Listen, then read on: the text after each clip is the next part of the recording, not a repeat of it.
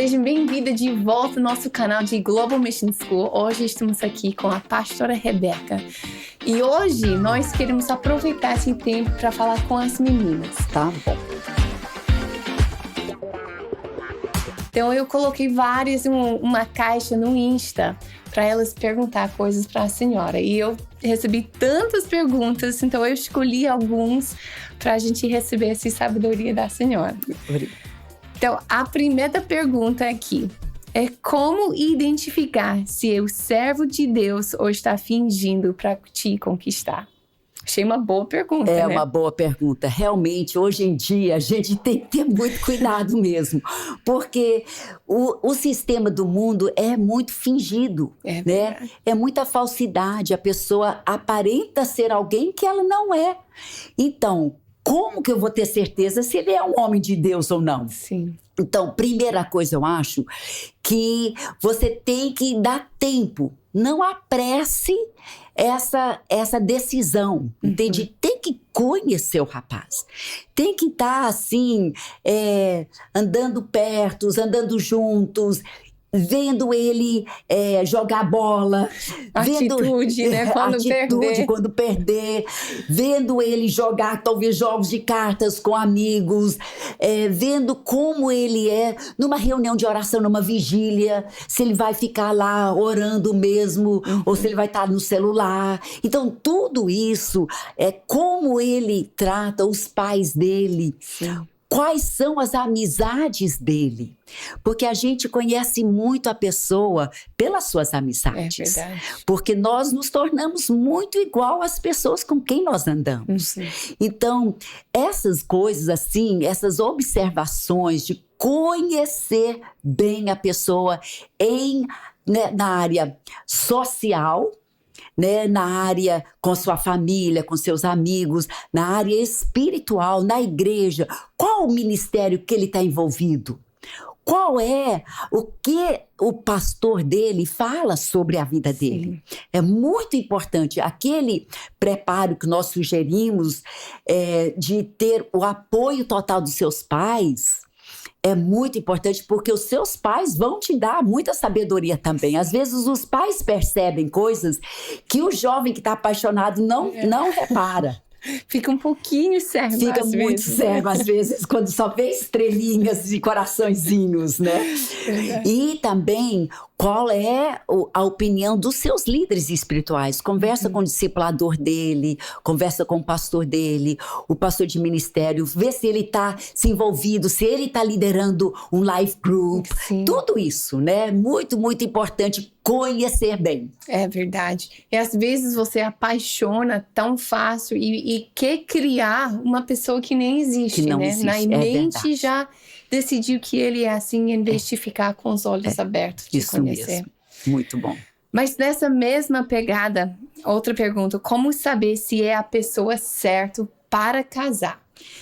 Então, aí também eu acho que é muito importante os preparos que nós sugerimos naquele livro Romance Real. Até tem aqui. Se vocês não conhecem o livro da pastora Rebeca, esse livro, Romance Real, ele dá todas as dicas, todos os preparos. Dá para mencionar rapidinho, né? Mas se você quiser realmente aprender sobre esse assunto, a gente quer sugerir. Depois a gente coloca o link lá embaixo do vídeo. Então, e no livro, realmente, a gente entra sobre alguns preparos importantes, né? Começando já com idade e maturidade, né? Tem que ter a certa idade e maturidade. O segundo é conhecer o seu chamado. Tem que já ter o chamado de Deus, porque quando cada um tem o chamado já de Deus, quando é de Deus, os chamados sempre vão encaixar. É verdade. Né? Também outro muito importante é a situação financeira adequada. Porque a gente não vive só pelo amor, né? Temos que ser realistas, temos que ter casa, tem que ter algum comida. Lugar para morar, sem ser na casa da sogra ou dos pais, porque a Bíblia até diz, é um princípio bíblico que a Bíblia diz que quando casa você deixa pai e mãe. Então, esse deixar é geográfico também, não é para estar morando juntos, é para ter o seu próprio localzinho. mesmo que seja alugado, mas, né, tem que ser separado dos pais. Eu conheço vários casais que falam, não, no início a gente vai morar com meus pais, mas logo depois vai dar certo pra gente. Sempre cria problemas. Sempre cria problemas. Porque como construir realmente a cultura de uma nova família quando você ainda está dentro da mesma casa, com a família de um dos. Então não vai ser justo. Não é certo. E também não é bíblico, né? A Bíblia deixa isso muito claro. Quando casa, deixa pai e mãe. Então, é um princípio bíblico e tem que ter financeiramente preparo para isso. Não tem como viver sempre nas custas dos pais, ou também pegando dinheiro emprestado. A Bíblia também fala que não devemos entrar em dívidas. Então, tudo isso são preparos muito importantes. E o quarto preparo, que para mim é o mais importante de todos, é a vida espiritual da pessoa. Que nós temos que conhecer bem, ver como é a vida espiritual dessa pessoa, né? E aí, depois também temos que ver o apoio dos pais. Porque os pais são a nossa autoridade. Enquanto somos solteiros, os nossos pais são a nossa autoridade máxima aqui na Terra. Que Deus colocou como uma proteção para nós. Então é muito importante ter o apoio mesmo dos pais. E os pais estão concordando e vão abençoar mesmo. E se os pais não são cristãos? Então, muitas vezes surge essa pergunta. Meus pais não estão nem aí, né? Não são cristãos. Mas eles, de qualquer forma, são seus pais. E eles foram colocados como a sua autoridade. É importante assim mesmo honrar pai e mãe.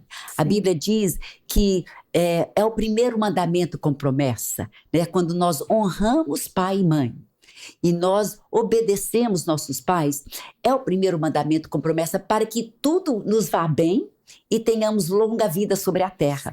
Então, é um princípio bíblico que é independente se eles são cristãos ou não. Nós devemos honrar os pais.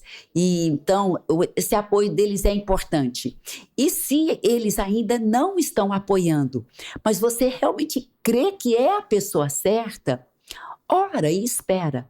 Tem um versículo lá em Provérbios, acho que é 14, primeiro versículo, que diz que o coração do rei está nas mãos do Senhor. E é Deus que vai dirigir. Deus vai trocar o coração para, se for da vontade de Deus, se for a pessoa certa.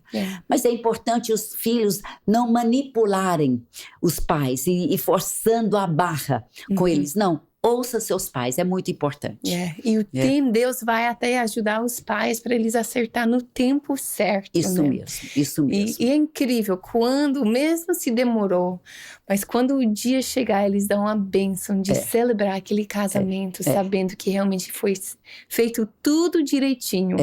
Porque o tempo de espera pode parecer muito para um jovem, né? De 20, de 22. Mas depois de 30 anos casados, a gente vê por que é importante começar do jeito certo. É verdade.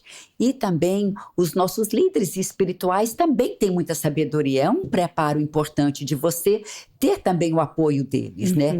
Muitas vezes eles veem coisas que a gente não vê, né? Então é importante também esse apoio dos líderes espirituais.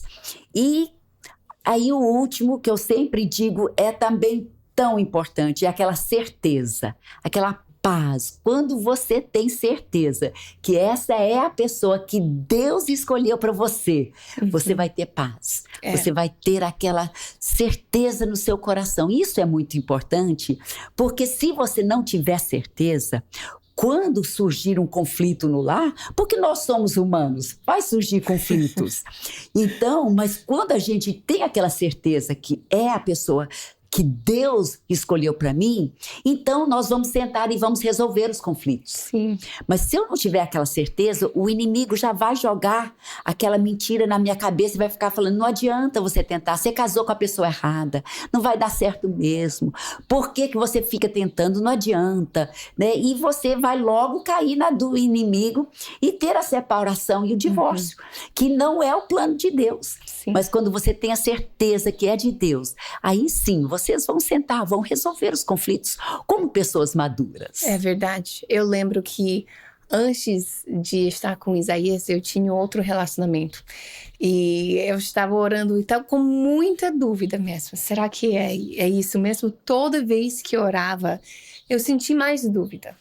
E até o dia chegou que eu tinha certeza que não era. Sim. Nós terminamos e depois eu e Isaías estávamos juntos.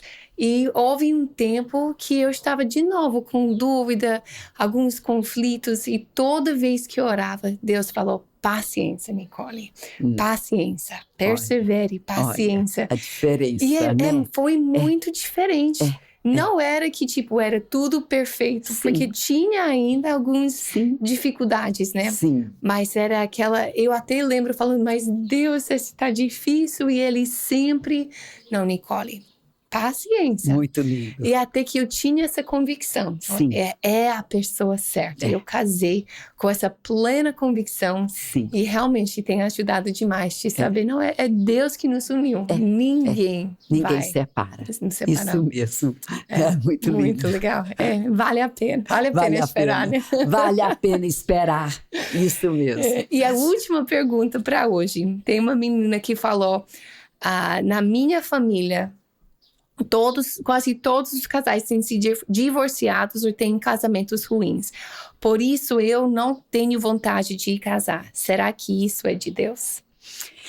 Então, eu acho que a experiência negativa do passado, de exemplos negativos, quando você foi criado num lar totalmente desestruturado, muitas vezes pode vir aqueles sentimentos de, isso não é para mim, eu não quero sofrer assim.